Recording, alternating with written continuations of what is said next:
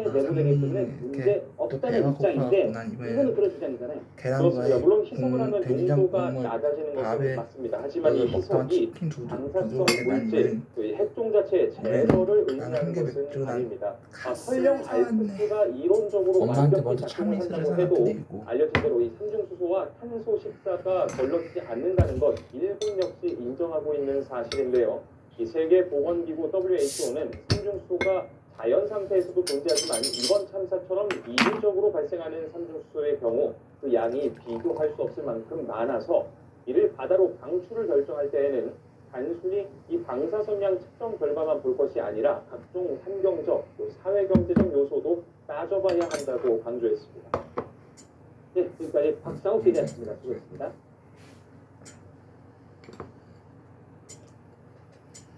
무서워. 제가 너무 물려요. 안녕하세요. 반려견 훈련사 김정은 위원장이 선물로 줬던 풍산개 2마리는 방한된 뒤에도 지금 정부와 전 정부 사이에 진실게임으로 번지고 있습니다. 구혜진 기자와 팩트체크를 좀 해보겠습니다. 구혜진 기자, 어제 문재인 전 대통령이 시행령이 개정이 안 돼서 반환을 했다라는 입장을 직접 밝혔는데 계속 키웠다면 문 전 대통령이 법적 책임을 지는 건 맞습니까? 향 법적 문제가 생길 수도 있습니다. 현행법상 대통령 기록물인 풍산개들을 문 전 대통령이 관리할 수 있는 법적 근거가 명확하지 않습니다. 다만 문 전 대통령이 퇴임을 하면서 풍산개 위탁과 관련해 현 정부와 별도의 협약서를 쓴 게 있습니다. 이 협약서가 법적 효력을 가진다는 견해도 있어서 사안과 상황에 따라서 법적 책임이 달라질 수 있습니다. 그러니까 법적으로 모호한 부분이 있어서 시행령을 개정을 해야 한다 이런 지적도 있었던 건데, 근데 문 전 대통령 측에서는 대통령실이 반대를 해서 그 개정이 무산이 됐다라고 하기로 했잖아요. 맞습니까? 일단 시행령 개정안이 무산된 건 아니었습니다. 해당 시행령 개정안은 문 전 대통령이 풍산개를 관리하고 지원받는 법적 근거를 마련하는 내용이 담겼습니다. 이 6월에 입법 예고가 됐고 7월에 부처 간 협의가 됐습니다. 근데 뒤늦게 법제처가 법 체계를 문제 삼아서 논의가 길어졌고 이번 달 말에 차관 회의와 국무회의를 거쳐 다음 달 시행할 계획이었다는 게 대통령 기록관의 설명입니다. 문 전 대통령 측은 이 7월에 부처 간 협의까지 마쳤는데 통과가 안 된 게 대통령실 반대 때문이라고 주장합니다. 대통령실은 반대한 적도 없고 시행령 개정도 여전히 추진 중이었다는 입장을 밝혔습니다. 네. 그리고 여당 일각에서는 문 전 대통령 측이 정부에 이제 사료값을 요구를 하면서 이게 문제가 발단이 됐다 이런 주장도 했는데 요구를 한 적이 있습니까? 사실과 다릅니다. 문 전 대통령 측은 이미 모든 양육비를 사비로 충당을 해왔고 지원을 요청한 적은 없었다고 했는데요. 이 대통령 기록관 역시 비용을 청구받은 사실이 없다고 했습니다. 네, 잘 들었습니다. 구혜진 기자와 팩트체크 해봤습니다. 네, 그럼 이번에는 실제로 이상민 장관의 말대로 우려할 만한 인파가 아니었는지를 팩트체크를 해보겠습니다. 이지은 기자 나와있습니다. 이태원에 특별히 많은 사람이 모여있던 게 아니었다. 이건 맞는 말입니까? 네, 전혀 그렇지 않습니다. 저희가 엊그제 참사 당시의 순간에 이태원역에 얼마나 모여 있었는지를 추산한 수치를 확인했습니다. 참사가 난 직후인 밤 10시에서 11시 사이 이태원 관광지구 전체에 5만 8천 명 정도가 있다는 계산이 나왔습니다. 바로 서울시의 실시간 도시 데이터를 분석한 결과입니다. 서울시가 KT 자료를 근거로 휴대전화 이용자가 어디에 많은지 실시간으로 보여주는 일종의 인구 혼잡 지도라고 볼 수 있습니다. 지금까지 하루 종일 이태원역에서 지하철을 타고 내린 사람들이 13만 명이었다. 이 정도만 나왔는데요. 이 사고 순간에 얼마나 있었는지 집계된 자료라고 보시면 되겠습니다. 네, 그렇군요. 그러면 다른 곳들에 비해서 얼마나 많았다라는 것을 좀 보여줄 수 있는, 비교할 수 있는 자료가 있습니까? 네, 지도를 보면서 설명을 해드리겠습니다. 엊그제 밤 11시 이태원의 혼잡 지도를 보시고 있습니다. 색깔이 붉을수록 사람이 많다는 뜻인데요. 인파가 몰렸던 해밀턴 호텔 부근이 상당히 짙은 붉은색으로 보입니다. 이 지도에서는 일정 구역, 그러니까 가로 50m, 세로 50m 공간에 얼마나 있었나를 추정하는데 2,843명이 있었다는 게 서울시의 실시간 데이터 결과입니다. 이 반면에 같은 시간, 같은 크기의 공간을 이렇게 갔습니다. 그랬더니 압구정 로데오 거리엔 많아야 906명, 그리고 강남역 인근은 1242명이 있었던 것으로 나타났습니다. 이 가장 혼잡했던 공간만 비교하면 이태원이 이 압구정의 3배, 강남역의 2배 인파가 몰렸다고 볼 수 있는 겁니다. 네. 그리고 이게 실시간 혼잡 지도이기 때문에 시간대별로도 좀 볼 수가 있습니까? 네, 그렇습니다. 해밀턴 호텔의 부분을 보시겠습니다. 이 오후 8시에는 2,261명이었는데요. 9시, 10시 계속 늘어서 11시에 인파가 가장 많이 밀집돼 있었던 것을 보실 수 있습니다. 네. 사고 신고가 처음 접수된 시간이 10시 15분 정도였는데 이렇게 그 이후에도 이태원 사고 지역에 사람이 밀집돼 있다고 볼 수 있고요. 이 때문에 구조대가 접근하는데 어려움을 겪었던 이유 가운데 하나로 보입니다. 네. 그리고 마지막으로 이런 혼잡 지도를 만든 이유가 있습니까? 네, 서울 시민들이 이 혼잡한 곳을 피하는데 활용할 수 있도록 2달 전에 나왔습니다. 네. 서울시가 KT 이용자의 신호를 5분 단위로 집계를 한 뒤에 이걸 근거로 다른 교통카드 이용자 수까지 추정해서 계산을 하는 겁니다. 서울시는 이번 참사를 계기로 이 혼잡 지도를 안전사고 예방에 활용하는 방안을 검토하겠다고 했습니다. 네, 뭐 앞으로 활용을 하는 것도 중요하겠지만 이런 자료가 이미 있었는데도 활용하지 못했던 이유도 한번 짚어봐야 할 것 같습니다. 이지은 기자와 팩트체크를 해봤습니다. 남녀가 또 사 먹을 거 있으면 사 먹으려고.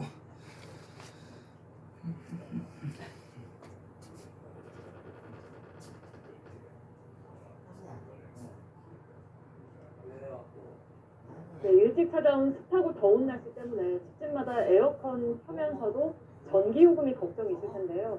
조금이라도 요금을 아끼려면 계속 켜두는 게 나은지 아니면 껐다 켰다 하는 게 좋은지 헷갈립니다. 지금부터 팩트체크 이지은 기자가 자세하게 알려드리겠습니다. 자, 이지은 기자, 둘 중에 뭐가 맞습니까?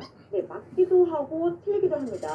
이 에어컨 종류가 어떤 것이냐에 따라서 이 절전 사용법이 달라지기 때문인데요. 우선 대략 5년 내에 불러셨다면 인버터형 에어컨일 가능성이 큽니다. 이 경우에는 계속 틀어놓는 게 낫습니다. 에어컨 전기료 자체가 실외기를 얼마나 어떻게 돌리느냐에 따라서 이게 비례해서 뛰는 건데요. 인버터형의 경우에는 이 실외기 운영을 알아서 최소화해주기 때문입니다. 같은 시간을 틀 거면 계속 틀어두는 게 낫다는 거예요? 네, 우선 인버터형 에어컨의 경우를 보겠습니다. 저희가 실내 온도가 30도인 가정집에서 희망 온도를 26도로 설정한 뒤에요. 이후 6시간 동안 계속 켜놓고 이 전력 소모량을 확인해봤습니다. 처음에 희망 온도까지 온도를 떨어뜨릴 땐 전력 소모량이 상당히 컸습니다. 그런데 한번 떨어지고 나자 그걸 유지하는 동안에 소모량은 낮았습니다.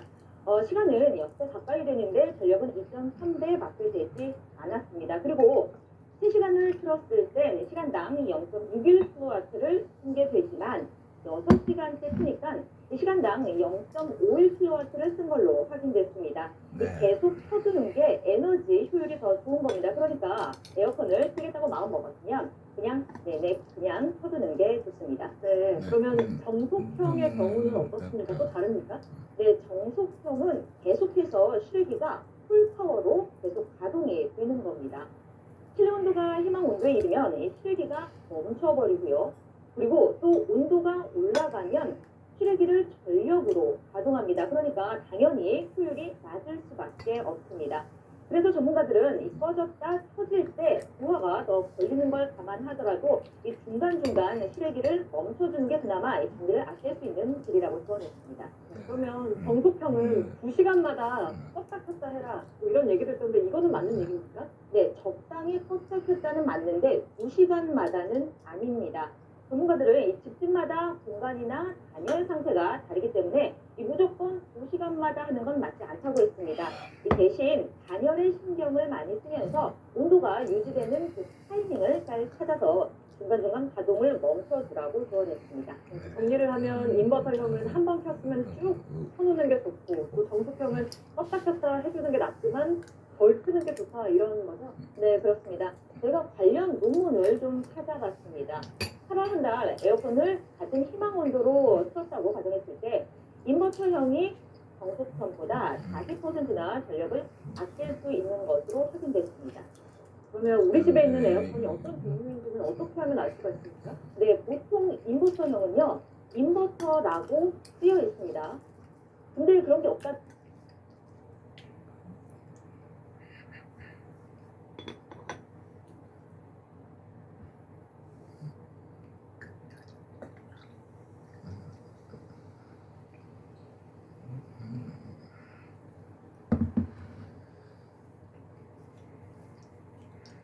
무슨 거요?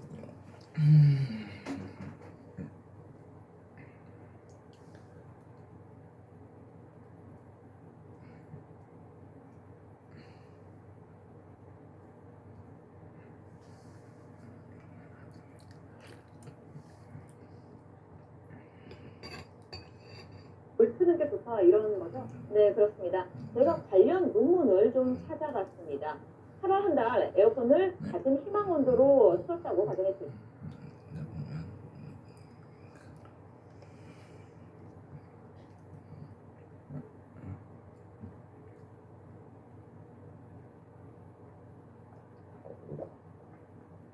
네, 인버터형이 정속선보다 40%나 전력을 아낄 수 있는 것으로 확인됐습니다. 그러면 우리 집에 있는 에어컨이 에어컨이 어떤 종류인지는 어떻게 하면 알 수가 있습니까? 네, 보통 인버터형은요, 인버터라고 쓰여 있습니다. 근데 그런 게 없다면 이 에어컨이나 실외기 부착되어 있는 이런 스티커를 한번 찾아보시죠. 이 냉방 능력이나 소비 전력 옆에 이렇게 해소, 중간, 정격으로 숫자가 나뉘어 표기되어 있다면 이건 인버터형이라고 보시면 되겠습니다. 네, 그렇지가 않다면 정속형으로 보면 되는 거죠? 네, 잘 들었습니다. 팩트체크 이지은 기자였습니다.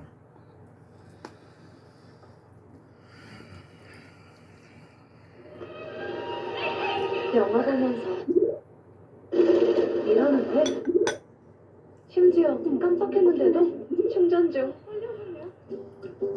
아이오닉이 뒤바꾼 세상. 에어컨을 틀지 않고는 생활하기가 쉽지 않은 요즘입니다. 에어컨을 한 번 튼 뒤엔 껐다 켰다 하지 않는 게 전기료를 아끼는 길이라는 거 많이 알고 계실 텐데 이게 얼마나 효과가 있는 건지 정현 기자가 취재했습니다. 어린 자녀 둘을 키우는 윤철중 씨는 온종일 에어컨을 틉니다. 30도가 넘는 폭염에 밤에도 25도 이상의 열대야가 이어지기 때문입니다. 요즘에 너무 더우니까 전기세가 좀 걱정되기는 해요. 애들 손 들어가고 막 이럴까봐 위험해서 선풍기는 잘 안 키는 편이고 주로 에어컨만 계속 키고 있어요. 거실 면적 10평인 아파트에서 설정 온도를 26도로 맞춘 뒤 실시간 측정기로 전력 사용량을 지켜봤습니다. 에어컨을 켜자 전력 사용량이 빠르게 3,352와트까지 치솟더니 이후 점점 줄어들어 설정 온도에 도달한 뒤에는 5와트까지 뚝 떨어집니다. 설정 온도에 도달하기 위해 에어컨의 냉매 압축기가 빠르게 돌면서 전력을 많이 썼다가 온도가 떨어지면 회전 속도를 줄이기 때문입니다. 이 때문에 2011년 이후 출시된 인버터형 에어컨은 한 번 켠 뒤 계속 유지하는 게 전기료를 아낄 수 있습니다. 가장 강하고 낮은 온도로 작동을 시켜서 실내 온도를 빠르게 떨어뜨리신 후에 설정 온도를 조절하셔서 계속 켜두시는 게 제일 좋습니다. 환기시키실 때는 에어컨을 끄는 게 가장 좋은데요. 부득이하게 냉방이 필요할 경우에는 에어컨에서 가급적 멀리 떨어진 창문을 활용해서 환기하시는 것이 좋습니다. 평균 전력량을 쓰는 4인 가구가 하루 7시간 이상 에어컨을 켤 때 스탠드형은 한 달 전기료를 6만 원에서 7만 원 정도 추가로 내야 하고 벽걸이는 3만 원, 시스템은 7만 원 후반에서 10만 원 정도 더 내야 하는 걸로 추산됩니다. 굽거나 튀기는 요리를 할 땐 에어컨을 꺼야 하고 필터는 2주에 한 번 꺼내서 청소해야 에너지 효율을 높일 수 있습니다. SBS 정현입니다. 더 많은 뉴스를 보시려면 화면 오른쪽에 있는 구독 버튼을 눌러주시면 됩니다. 그리고 제보할 게 있으면 꼭 저희한테 보내주십시오. 저희가 열심히 취재하도록 하겠습니다. 항상 SBS 뉴스를 시청해 주셔서 대단히 고맙습니다.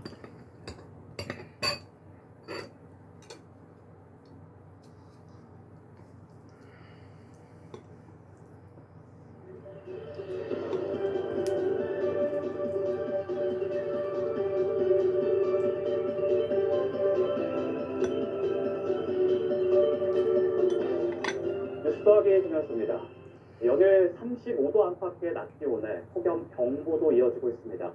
대구와 대전에서는 찜통거리에 도로 중앙분리대가 녹아 넘어지기도 했는데요. 집 밖은 위험하다면서 냉방이 되는 실내에 머물면서 무더위를 피하는 분들도 많죠. 한 설문조사 결과에서는 폭염 속 가구당 에어컨 사용 시간이 하루 평균 8시간 가까이 됐고요. 11시간에서 20시간 이상 에어컨을 켠다는 응답도 5명 중 1명꼴이었습니다. 하지만 걱정되는 것 전기 요금이죠. 지난해부터 올해 상반기까지 전기 요금이 5차례에 걸쳐 오르기도 했습니다. 올여름 기준 하루 평균 7, 8시간 정도 에어컨을 사용하면 전기 요금은 얼마나 나올까요? 한국전력에 따르면 벽걸이 에어컨이 약 7만 5천 원, 폐기용 에어컨은 10만 3천 원 정도입니다. 일반적인 4인 가구 기준 평소 대비 2배의 전으로 요금이 나오는 건데요. 여름철 에어컨을 시원하게 사용하면서 전기 요금은 줄이는 방법. 일단 제습 모드를 사용하면 전기 요금을 줄일 수 있다는 이야기도 있는데요. 사실일까요? 냉동공조 인증센터라는 시험 기간에 확인해본 결과 제습 모드랑 냉방 모드가 전력을 소모하는 데는 크게 차이가 없는 걸로 확인이 된다고 합니다. 가정의 상황에 따라서 선풍기를 같이 사용해 주시는 것도 도움이 되실 수도 있고,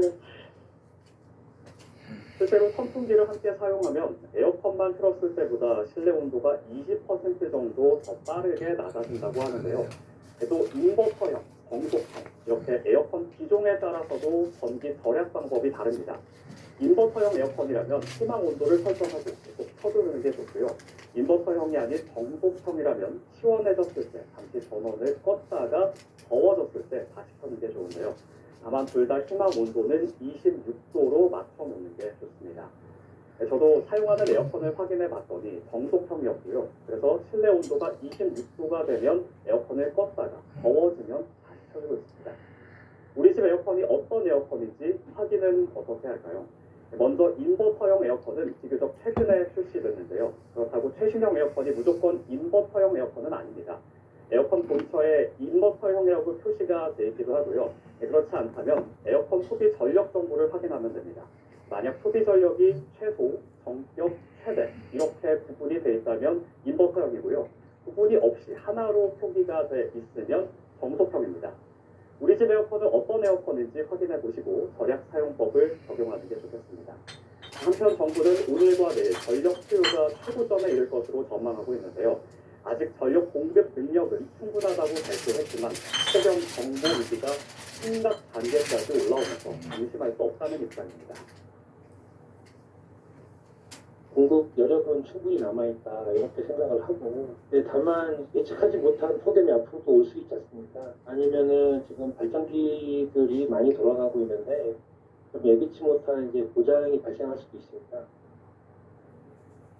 올해 온열 질환 사망자 5명 중에 1명은 실내에서 발생했습니다. 적당한 실내 냉방은 필요한 건데요.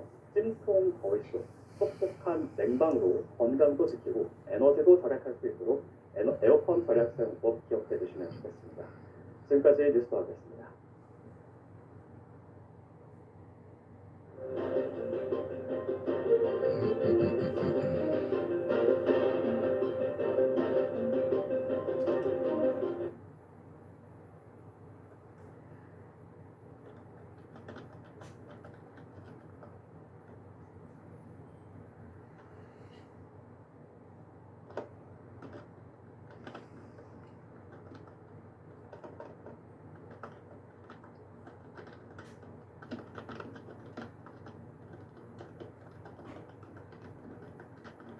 열심히 내가 키보드 치는 소리가 들려오네.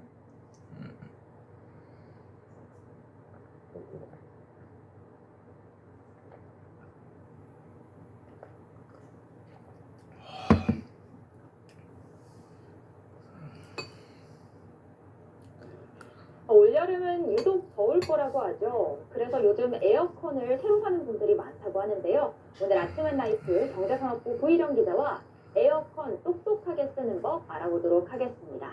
네, 구일영 기자. 아직 한여름까지는 아닌데 요즘 에어컨을 많이 사나 보죠? 2019년부터 에어컨 사는 시기가 조금 빨라진 경향이 있습니다.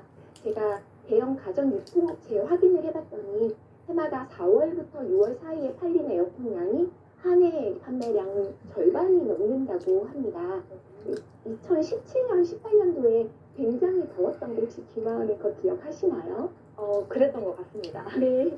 그러다 보니까 에어컨 그때 못 구해서 굉장히 어려워하고 또 설치를 하는데 기다리느라 보름 넘게 걸리는 그런 경향들 때문에 시청자분들 아마 들어보신 적 있을 텐데요. 그래서 좀 장만을 미리 하는 경향이 생긴 것 같습니다. 또 올여름엔 유독 덥다고 하니까 또 무더위에 대비하려는 고객들이 많은 것 같습니다. 근데 에어컨은 한 번 쓰면 오래 사용하게 되는 가전제품이잖아요. 그런데 있는데도 또 사는 건가요? 코로나 이후로 추가로 에어컨을 구입하는 가정이 많이 늘었습니다. 집에서 보내는 시간이 길기도 하지만 각자 방에서 문을 닫고 아빠는 재택근무를 하시고 아이들은 온라인 수업을 듣는 이런 경우들이 생기다 보니까 방에도 에어컨이 좀 더 있어야겠다 하시는 소비자들이 있는 건데요. 방방냉방이다 이런 말을 하시는 분들도 계시고 10년 전에 사라졌던 창문형 에어컨이 신제품으로 다시 나올 정도입니다. 창문형 에어컨은 어떤 걸 말하는 건가요? 워낙 옛날에 있던 제품이라서 보신 적이 없을 수 있는데요. 1980년대 에어컨이 처음 나왔을 때 이런 형태였습니다. 그런데 이게 소음이 좀 많고 또 보기가 싫어요. 밖에 나와 있으니까. 네. 전기요금도 많이 드는 편이라서 이제 다른 스탠드형이나 이런 것들로 바뀌었는데 장점이 일단 가격이 싼 편입니다. 60만 원 초반대 제품도 있고요. 예. 또 전원만 이렇게 꽂으면 설치가 간단해서 따로 뭐 실외기를 달거나 벽에 구멍을 뚫거나 이럴 필요가 없거든요. 그러니까 방에 하나 더 두기에 딱 좋은 모델이라 새로 나온 거죠. 아, 그렇군요. 근데 조금 전에 전기요금이 많이 나온다고 말씀하셨잖아요. 그 진짜 문제였는데 새로 나오면서 에너지 효율 1등급으로 맞춰서 나오긴 합니다.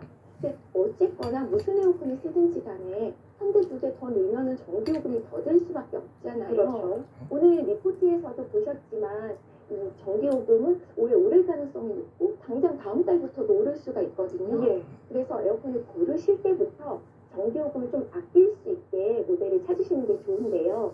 에어컨 같은 경우는 몇 평형 이런 식으로 단위가 되는데 이게 내 방은 뭐 2평이니까 2평형 이런 식이 아니라 좀 더 크게 구입하시는 게 좋습니다. 내 평수보다 좀 더 큰 용. 네네.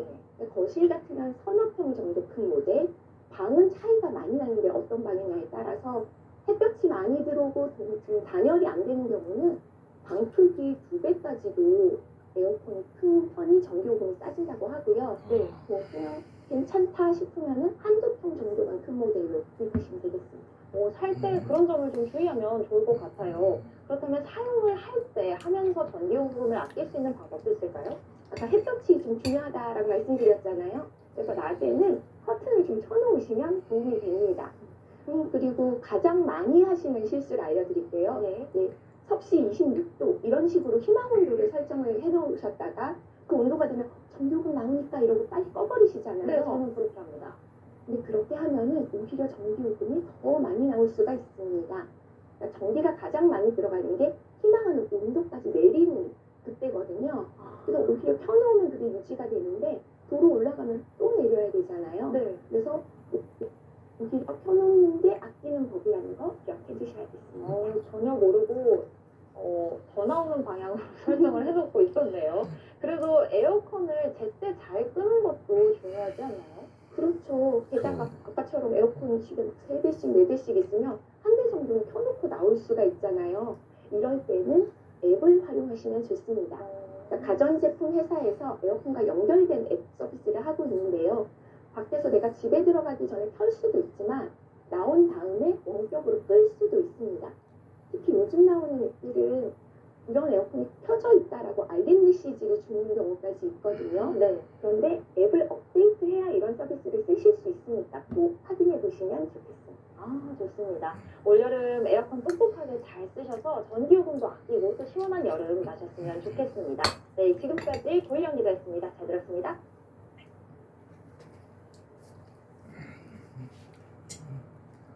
친절한 경제의 권혜리 기자 나와 있습니다. 기자, 무더위가 참 빨리 왔습니다. 네. 에어컨이 켜지 않을 수 없게 됐는데 네. 이 에어컨을 시원하게 쓰면서도 절약하는 법 준비했다고요? 네, 정말 더워졌는데요. 에어컨 절약하면서도 내내 시원하게 쓰시는 법의 가장 중요한 포인트는 자꾸 껐다 켰다 하지 않는 겁니다. 네. 예를 들어서 집에 낮에 있다가 잠깐 좀 나갔다 와야 된다. 마트를 갔다 와야 된다. 그래도 켜놓고 다녀오시는 게 낫습니다. 집에 와서 다시 트느니 그냥 켜놓고 다녀오시는 게 전략입니다. 에어컨을 자꾸 껐다 켰다 하지 말라더라. 이거는 사실 이제 많은 분들이 알고 계신데요. 도대체 어느 정도 집을 비워도 에어컨을 쭉 켜놓는 게 전기료로 봐도 더 이득이냐? 이게 중요하겠죠. 정확하게 하자면 집의 크기, 구조, 가족 수, 또 다른 가전들을 어떻게 쓰고 있느냐에 따라서 다 다르긴 하지만요. 결론부터 말씀드리면 일반적으로 예전에 쓰던 단위로 30평 정도의 집에서 4인 가족이 생활한다고 할 때 에어컨 온도를 26도 정도로 설정한다고 하면요. 하루 중에 가장 더운 낮에 8시간 정도를 껐다 켰다 하지 않고 쭉 틀어놓으셔도 됩니다. 가장 더울 때 쭉 이렇게 이어서 쓰시고요. 그 앞뒤로는 환기도 시켜주면서 밤에는 창문을 열어놓거나 통풍 모드 틀어놓고 생활하시면요. 아마 여름 내내 집에서는 크게 덥다고 느끼는 일 없이 시원하게 지내면서도 전기료를 한 달에 2만 원 정도만 더 내면서 여름을 날 수 있을 겁니다. 2만 원만 더 낸다고 하니까 좀 솔깃한데요. 네. 그런데 에어컨 켜두고 외출하려면 자꾸 뒤돌아보게 될 것 같습니다. 네, 사실 이거는 직접 해보고 나중에 전기료 청구서를 받아서 내 눈으로 확인하기 전까지는 차마 그렇게 네. 자꾸 끄게 됩니다. 그래서 국내 에어컨 제조사에서 에어컨 만들면서 전력량 실험한 결과를 제가 가져와 봤습니다. 이거 보시면 지금 보시는 붉은 선들 있죠. 실험실에서 에어컨을 켠 이후에 실내 온도 그리고 소비 전력이 변화하는 모습입니다. 더운 집을 처음에 식힐 때 집안 온도가 내려갈 때 소비 전력이 솟구치는 게 보이죠. 하지만 온도가 한번 설정 온도에 도달하면 그 후에는 소비 전력도 훨씬 적게 들면서 온도처럼 일정하게 평행선을 그리는 걸 보실 수 있습니다. 이런 식으로 전력을 소모하는 게 2011년 이후에 생산된 인버터 에어컨들입니다. 방금 보신 실험 결과는 실험실 세팅이기 때문에 공간을 식히는 게 아주 원활한 상태인데도 냉각 전력과 유지 전력이 이렇게 차이가 납니다. 그래서 인버터 에어컨은 몇 시간 집을 비운다고 에어컨을 껐다가 다시 켜느니 아예 쭉 켜놓고 외출하시는 게 나은 겁니다. 2009년과 11년 사이에 많이 나온 혼합형 그리고 2009년 이전에 주로 생산된 정속형은 해당되지 않는 얘기입니다. 이런 에어컨은 쓴 시간에 비례해서 전력을 소모합니다. 그러니까 그런 에어컨은 외출할 땐 꺼줘야 합니다. 에어컨 언제 샀는지 기억해 보시고요. 좀 오래됐다 그러면 정확하게는 우리 집 에어컨이 어떤 타입인가 확인해 보고 사용법을 구분하시는 게 좋겠습니다. 그런데 에어컨 쓸 때 가장 큰 걱정이 누진제잖아요. 네. 전력 소모량이 일정 구간을 넘으면 제일 비싼 요금을 내게 되지 않습니까? 그렇죠. 네, 근데 7, 8월 두 달간은 좀 바뀝니다. 누진제로 최고 요금을 내는 구간이 450kW 이상은 한 달에 써야 합니다. 네. 근데 보통 우리나라 4인 가족은 냉방이나 난방을 하지 않는 봄, 가을에도 평균적으로 280에서 330kW 정도의 전력을 쓰고 있거든요. 그러니까 여름에 냉방에 100kW 정도의 전력만 더 쓰겠다고 하면 그 누진제 최고 구간까지 가지 않으면서도 에어컨을 쓸 수 있겠죠. 냉방비를 21,000원 정도만 더 내면서 시원한 여름을 날 수가 있는 겁니다. 한 달에 100kWh, 하루에 33kWh 정도만 쓰는 게 어느 정도냐? 맨 처음에 말씀드렸던 방법. 외부 온도가 35도이고 예전 단위로 30평 정도의 공간일 때를 기준으로 26도 정도로 설정하고 쓰면서 하루에 8시간은 껐다 켰다 하지 말고 제일 더울 때 쭉 틀어주고요. 상대적으로 시원한 시간대인 아침, 저녁으로 환기시켜주면서 통풍 모드 활용하면 이만큼 쓰게 됩니다. 최신 절전형 에어컨들은 비슷한 조건에서도 이보다 전력을 덜 쓸 테고요. 반면에 내가 희망하는 온도가 이것보다 낮아질수록 전력은 더 많이 쓰게 됩니다. 예를 들어서 24도로 설정한다. 그러면 오늘 계속 기준으로 말씀드렸던 26도 설정할 때보다 30%가량 더 쓴다고 보시면 되겠습니다. 근데 26도 정도면 거의 대부분의 사람들이 시원하다고 느끼고요. 사실 저는 28도로 맞춰두는 편입니다. 이것도 충분히 시원한데 오늘 예로 든 26도보다 훨씬 아낄 수 있습니다. 너무 낮은 온도로 설정하지 않는 것도 중요한 포인트입니다. 에어컨 알뜰하게 쓰는 정보 이번 여름은 특히 귀할 것 같습니다. 네. 네, 계속 전해주시죠. 잘 들었습니다.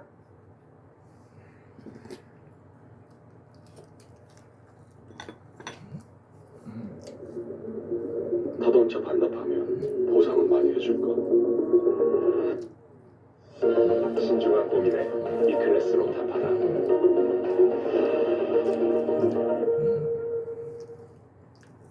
올여름은 유독 더울 거라고 하죠. 그래서 요즘 에어 이거 아까 봤잖아.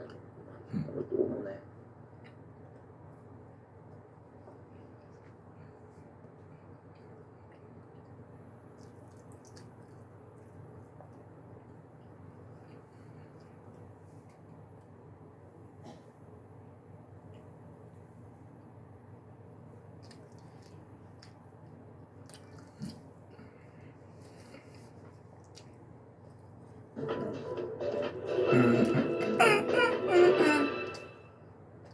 자, 오늘 팩체크는 말 그대로 생활 밀착형 팩체크를 좀 진행해 보겠습니다. 에어컨을 이렇게 보면 그 운전 모드에 이런 게 나옵니다. 일단 제습, 냉방, 송풍 이런 식으로 나오는데 제습으로 하면 전기 요금이 훨씬 덜 든다. 나는 이른바 양심 고백이 주변에 나와서 많은 분들이 그게 진짠가라고 생각했을 텐데 정말 그런지 아닌지 이것을 포함한 다른 내용까지 해서 오늘 팩체크에서 좀 확인을 해드리겠습니다. 오대영 기자가 꽤 좀 깜짝 놀랄만한 그런 결과를 또 들고 나왔다고 하네요.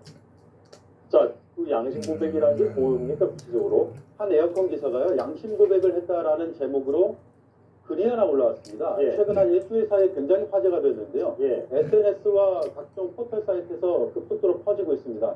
그런데 찾아보니까 출처는 그렇게 분명하지 않은데 많은 분들이 관심을 가지고 있었습니다. 예. 이런 내용이 담겨 있었는데 시원하라고 산 제품 제가 일러준 대로 사용하기를 바란다.